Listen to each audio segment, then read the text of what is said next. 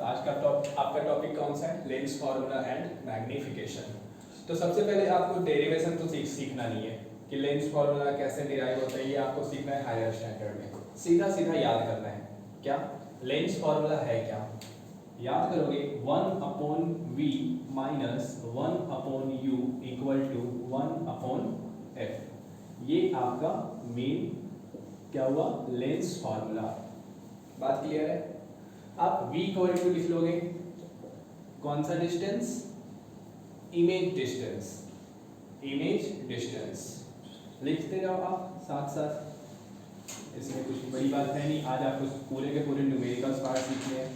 Image distance, image distance is also known as screen distance. Screen जो पर्दा होता है जिस पे इमेज का फॉर्मेशन होता है। तो कई बार होता है कि क्वेश्चन में आपसे ये पूछा जाएगा कि where does the screen should be placed? Screen also equal to image distance. बातें समझ आ गई?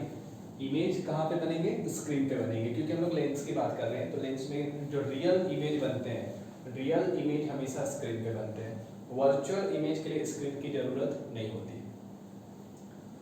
View, u is the object distance, u object distance।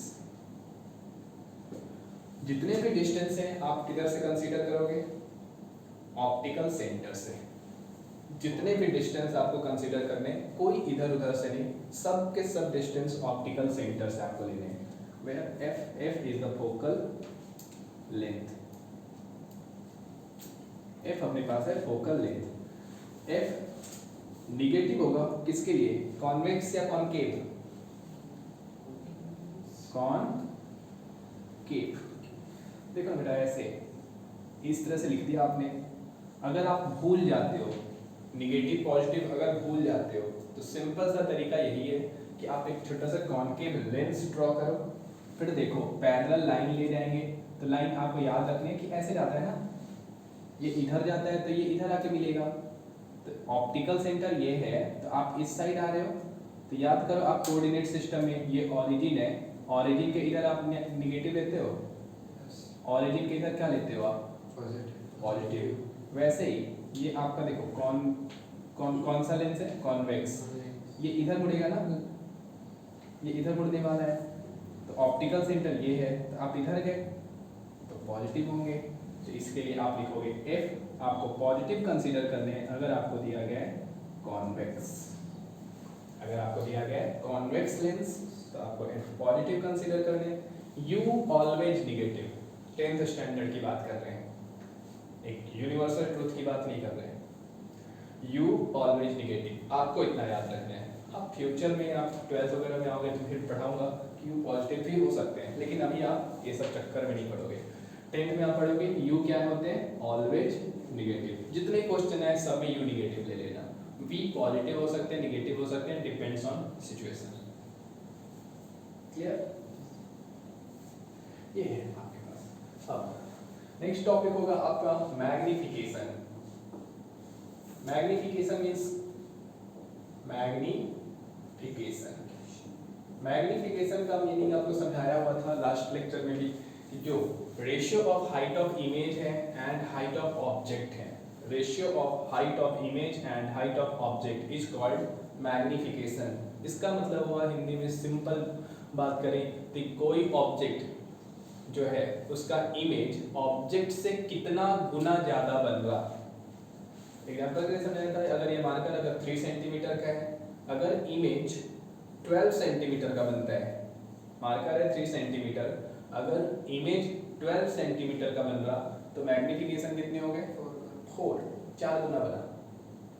4 Guna, minus नहीं करना है, रेशियो लेने हैं आपको, ठीक है? 4 टाइम्स मैग्नीफाइड ऐसा बोलते हो।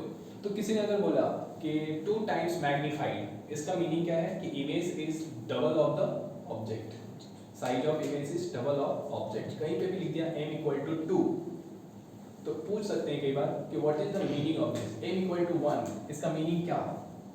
अगर किसी ने पूछा m इक्वल टू 1 का मीनिंग बताओ क्या होता है? What's both are equal, height of image and height of object both are equal, तभी जाकर आपका रेशियो 1 आने वाला है, अदरवाइज 1 आएंगे नहीं। चीजें आई। 1 का मतलब ये हुआ कि इमेज का हाइट एंड ऑब्जेक्ट का हाइट दोनों इक्वल आ रहा, और ये सिर्फ और सिर्फ किधर होता है, जब ऑब्जेक्ट सेंटर ऑफ कर्वेचर पे होगा। ये भी एक इंपॉर्टेंट बात है कि m इक्वल टू 1 कब आते हैं, कब आते हैं m इक्वल टू 1, जब दोनों सेम, कौन दोनों, ऑब्जेक्ट का पोजीशन बताओ, ऑब्जेक्ट का पोजीशन बताओ कि m इक्वल टू 1 आने के लिए ऑब्जेक्ट का पोजीशन क्या होगा, center of curvature. Object should be placed at center of curvature. So m equal to formula आप लिखते हो m equal to height of image divided by height of object. इसको और भी लिखा जाता है v upon u. ये आपका फॉर्मूला हुआ लिखने के लिए। ये आप नोट कर लेंगे कि magnification is ratio of height of image and height of object. So numerically it is equal to v upon u.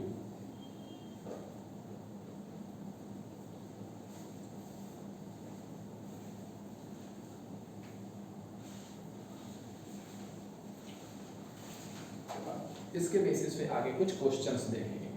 क्या इतनी नॉलेज से हम कुछ क्वेश्चंस कर सकते हैं, क्या नहीं कर सकते हैं?